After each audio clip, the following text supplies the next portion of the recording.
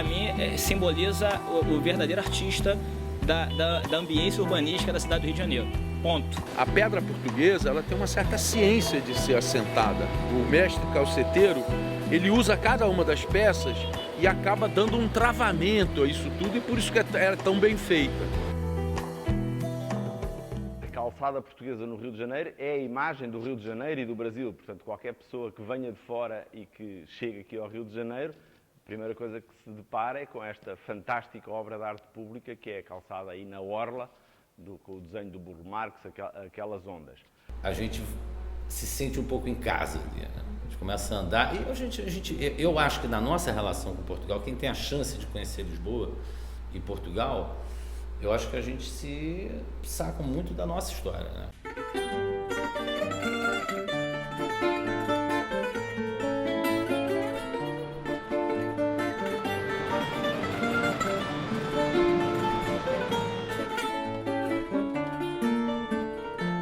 Fica-te mesmo a matar esse teu ar de fatalismo. A calçada aparece pela primeira vez na parada do Batalhão de Caçadores 5, por iniciativa do então Governador de Armas do Castelo de São Jorge. Portanto, esta calçada terá sido iniciada em 1842.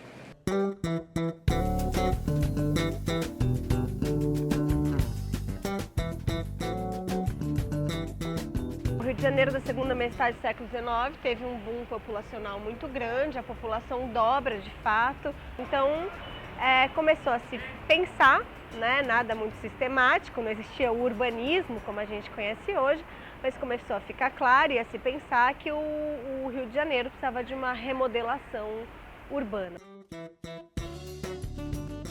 Esse calçadão é quase tão antigo quanto Copacabana. Ele é de fato tão antigo quanto a Avenida Atlântica, que é inaugurada em 1906 por obra do então prefeito Pereira Passos, que constrói a Avenida Atlântica, um movimento muito claro de ocupação do que a gente conhece hoje como Zona Sul da cidade.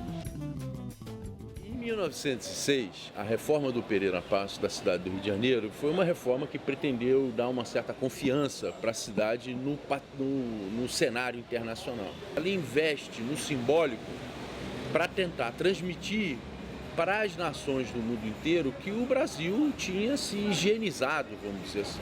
E é usado maciçamente a pedra portuguesa nesse momento também. São importados os mestres calceteiros de Portugal. E essa tradição, que é uma tradição portuguesa, vamos dizer assim, preenche as calçadas cariocas, né? Já com um ar assim um pouco Belle Époque, né? O Rio de Janeiro quer se livrar de um certo ar colonial e assumir um ar meio Paris nos trópicos, né?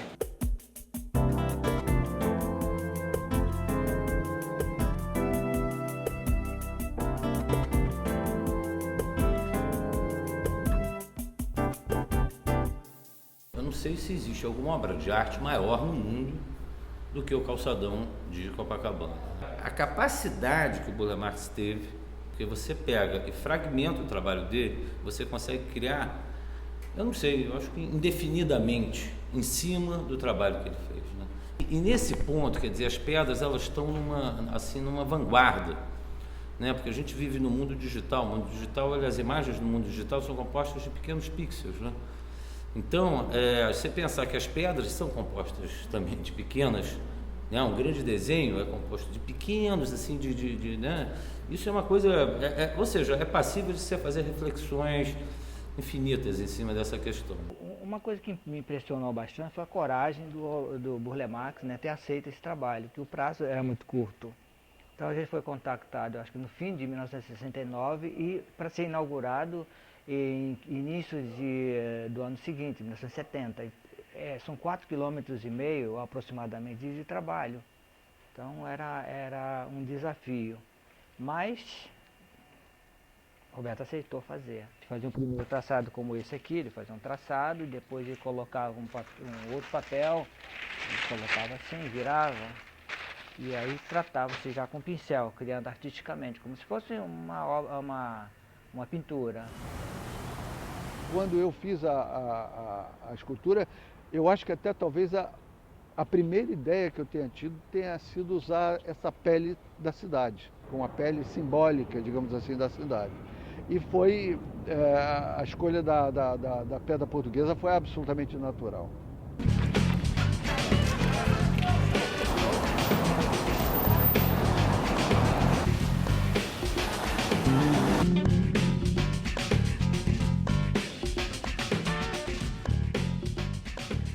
É interessante nós fazermos criações com aquilo que nos rodeia, e nada nos rodeia mais do que a calçada. Está literalmente debaixo de nós, não é? É algo para o qual nós olhamos todos os dias. Achei que era muito interessante voltar a pegar um pouco nisso numa vertente mais artística e transpô-lo em termos gráficos e em termos de inspiração para uma coleção de moda.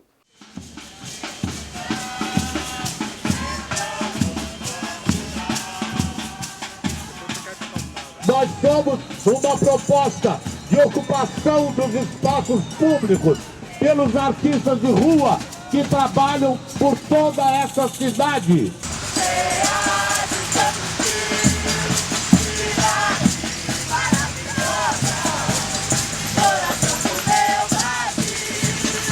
As calçadas são os caminhos por onde você pode exercer o seu direito de ir e vir. E é também não só um lugar de passagem, não se pode entender as calçadas e as ruas como só um lugar de passagem, mas é um lugar também de acontecimento político, real, verdadeiro. Eu trabalho nas ruas há 35 anos, então não há como você não se dar conta da importância política do espaço público.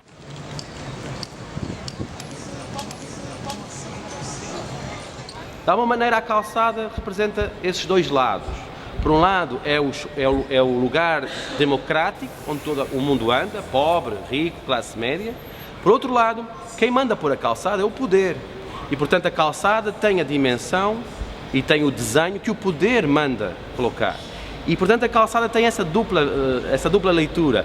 Pode ser aquilo que sobre o qual a democracia se exerce, não é? As pessoas andando em cima da calçada.